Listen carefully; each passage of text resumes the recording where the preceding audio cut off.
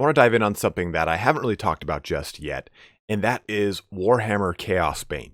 And for starters, I am a huge Diablo fan. Like, Diablo 2 is my shit. I can talk to you endlessly about the amount of Necromancer, Druid, and Zealadin Mephisto runs I've done until my fucking hands fall off. But what I do want to go into is the kind of first look into a character I, of course, am going to like, the High Elf Mage Elontir.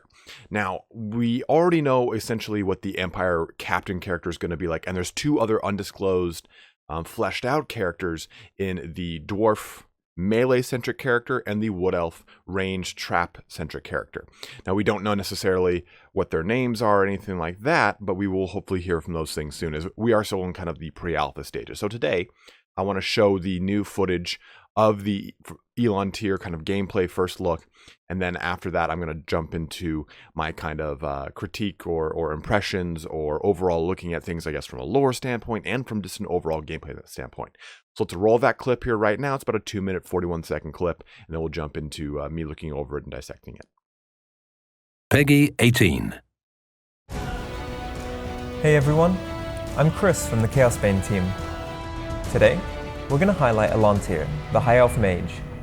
Please remember, the gameplay images you're going to see are from an alpha version of the game. During the Great War against Chaos, Magnus the Pious declared an immediate amnesty for any magic user willing to serve.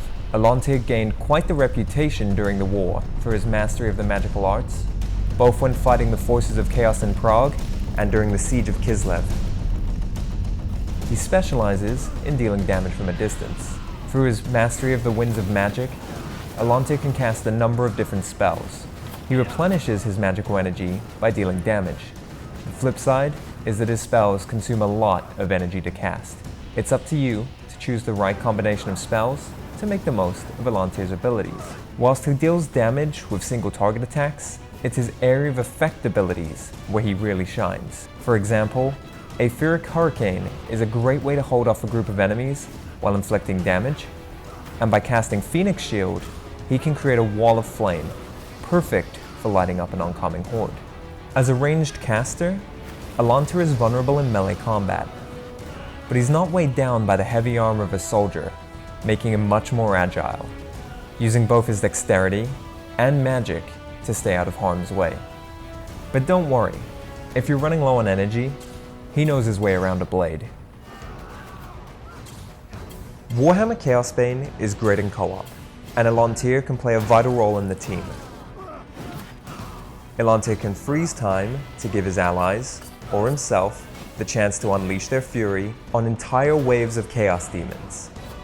And by toggling the right stick of your controller, or by holding down the spacebar on a keyboard, you can move and direct your abilities to follow the enemy's movements.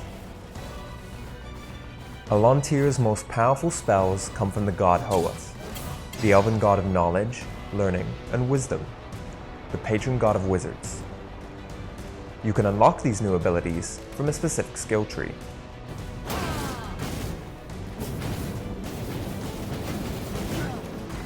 But if that's not enough to crush the threat of chaos, then he can activate his bloodlust abilities.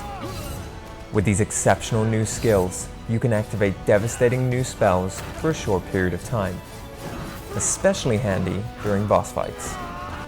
That's a wrap for the gameplay video dedicated to the High Elf Mage, Elontir. Follow Chaosbane on social media for more details and gameplay videos, and I'll see you next time. So it looks like I lied, it's actually a 2-minute 48-second clip, so fuck me, right? But let's go ahead and dive right in here and take a look here. I'm gonna let this kind of play over and over and over as I speak here. We'll stop on certain points. Bring this down volume-wise a little bit. So we see what's going on here. We see this city in ruin. What does it all mean? We know that this is not the end times. A lot of the that's what I want to talk about. A lot of the interviews and stuff like that about Chaosbane, they were saying this actually happening in the middle of the Warhammer history. Well, in this video, we see that this takes place after Prague, and Prague is fallen. You can see definitely that's for sure. You have a Kislevite winged griffin or griffin lancer dead here on the ground. And there's a lot of basically versions of the winged hussars that are evident in the Kislev army list that we will soon talk about. But as we kind of progress here, we see that this high elf mage is a part of this, an empire captain, a dwarf, whatever. It doesn't say if it's an engineer, a dwarf warrior, or a dwarf slayer. I mean, methinks it'll be like a thane or a warrior of some sort, necessarily a slayer. And we see a wood elf helping. Now, what does that mean? What point in the history is this? This is probably during the Great Chaos Invasion, the Great War with Chaos. And now this happens around 2302 IC. Now, this is really a huge point in the history of the Warhammer world. This is really what the event that cuts the teeth of Magnus the Pious, who ends up becoming one of the best emperors that the Empire has seen since Sigmar. And in addition to that, you have the Dark Elves invading Ulthuan like they do like every 14 years, it feels like. But what this really also does is Teclis brings a contingent of High Elf mages and himself over to the Empire to help them out with their battle against Chaos. This then, the aftermath of the war is establishing the College of Magic in Altdorf, and thusly the High Elves teaching the Empire of Man magic. We also see that the dwarfs of Karak, even though they're under siege and assaulted by Chaos, coming to the fore. This is the big old siege of where is it? Where is it? Right there. This is in many a book about the siege of Prague itself and the walls and gates. But we see the dwarves actually send aid as well. There's also mention of wood elves helping out as well, because the wood elves always do that, like, oh, we'll send out like a couple people. So we see these four forces. Magnus the Pious rallies, or Magnus before he is the Pious, rallies, because he's a simple noble from Nuln. He rallies to go and give aid to Kislev. And you've got this pretty amazing moment where, you have Kislev Empire, high elf magicians, some throngs of dwarfs, and pretty much all of man united against this massive army of chaos under Asavar Kul, the very first of the Ever Chosen to kind of come against the Empire of Man. The follow-up, of course, being Archaon the Ever Chosen. There have been many Ever Chosens in the past, and each one of them has to, their special crown gets bestowed upon them by Belial. But Belial. We can see here from the gameplay, I'm so stoked on it, right? Like, this kind of has like a very interesting color palette, very reminiscent of Diablo 3 in its kind of bright colors. They said that Diablo is one of their inspirations, though. They also take from Path of Exile, from Torchlight, other games of the sort. But we can see here that this character has a lot of utility, a lot of support abilities here. Going back a little bit to this is a bit of a support ability, it looks like. Probably either some sort of damage increase or a defense increase, or maybe just an outright heal. We can see that they called like the flame wall ability, Phoenix Fire and stuff like that. That's going to happen right there. So I think this is going to be a really cool character. They said they want each one of these characters to play vastly different from the other. They want them to not be the same at all. And you can see there's a teleporting mechanic that we get for the High Elf Mage as well, which is cool. I really like that. This really cool breath attack that you seemingly get. That it's not a good combatant here. You're like, yeah, sure, he's got a sword, but all wizard character models in Warhammer tabletop had swords. But let's jump back here a little bit here. So we can see from this, we get some status effects, right? So this might be a slow or a lower resist, and we see that they're also on fire. We don't see anything like that for our compatriot. That implies that he might get a bonus from this too. Like maybe this lights everything on fire and gives them like a Flaming Sword of Ruin, where it gives them fire attacks as well. So I guess we'll see more of that as this game fleshes out. Remember, this is still definitely an alpha version of the game. You can see he's got some magic lightning attacks, and I think this is pretty cool. This is different. I mean, we know that this is going to be a game on PC, on console. You can see down at the bottom here, it's definitely on Xbox One with A, B, X, Y. And a lot of games are doing that, right? A lot of the games like this are making that kind of genre jump. Did I like drag the J in jump? But they're jumping into the console versions of these. And to be honest, I'm all for it. Like, if you play Diablo 3 on an Xbox, PS4, or actually even now Switch, it almost plays better and more fluid than it does on a PC, just simply because of the way they've optimized the buttons. I actually personally love it. So to see this on console should be interesting. I personally will play it on PC because I'm just a kind of a PC purist like that when it comes to this stuff. But you get like kind of a barbarian level gameplay, the more defensive barbarian level gameplay with the Empire Soldier, and you get the kind of typical sorceress / new wizard of Diablo 3 style play with Elontir here. And I'm pretty stoked on this. Again, I think it's going to be a pretty fun little gameplay. I love to see how a lot of these things kind of play into each other. If they're going with Path of Exile, we don't know how the skill system works. We don't know how any of the talents work. So maybe you can make a mage that is actually more melee-centric than he is caster-centric. So that could be an interesting kind of play there. Aha, there we go. This is the preview of the skills that we see. We don't see what their names do. We don't see what they do 100%.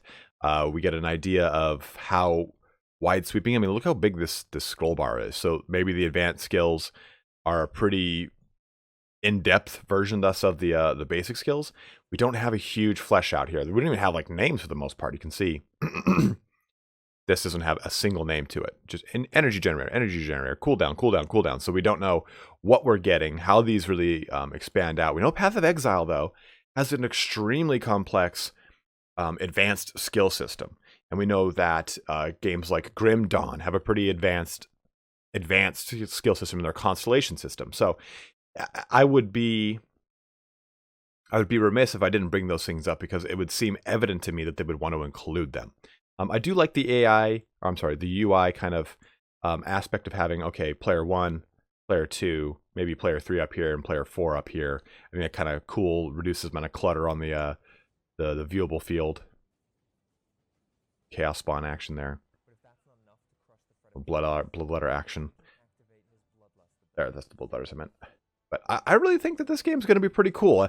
Of course, I'm speaking entirely off of these procured videos that are supposed to be very idyllic and beautiful looking, like, oh yeah, this is pretty fucking sick. But we'll see how this all plays out. I think that the setting is a really cool setting because it gets the kind of grandeur of the end times without it being the shit of the end times. And we get a really cool setting that brings a lot of the races together, so we can dip into a lot of races. I wouldn't be surprised if we got almost like an evil version of Chaosbane where you play as a Norskin, maybe even a demon and a chaos warrior and then a dark elf or something like that, to kind of the dark elves as a plant in there as agents to try and undermine the high elf efforts. I could see that happening, but of course we don't. That's 1,000% speculation there. That's not gonna happen that I know of. But I can't wait for it to get some hopefully early access into this game. We'll get some fun stuff going here. We can see what goes on. I mean, this isn't still in that was alpha footage. In the Empire footage, we saw pre-alpha version. So this game definitely has a 2019 release window, it says. So hopefully that'll come out here probably around, I'm hoping like April or May, and we'll be able to test that out to kind of eat up some time in between Total War Warhammer launches and stuff like that. But hopefully you guys enjoyed this video here today and got a better idea of what timeline this all takes place in, and it gives you a better idea of how at least Elontir is going to be working in the game. It's pretty sick to me, but he's just going to be a Ponzi elf that can't defend himself in combat. So those aren't my favorite elves. My favorite elves are like the Anarians and the Tyrians that are just like these behemoths in close combat. Those are the guys I like the most. So we'll hopefully see how that kind of comes to the fore. But as always, guys, thanks so much for watching here today. Hopefully you enjoyed this little video. If you have any questions or comments, please feel free to leave them. I'll cover this as more content comes out for Chaosbane. Keep in mind, you don't need to have a phone to play this game, as they have most cleverly let us know. But as always, thanks again. Don't forget to check out my Patreon, Twitter, all that kind of action. But have a good one and take care.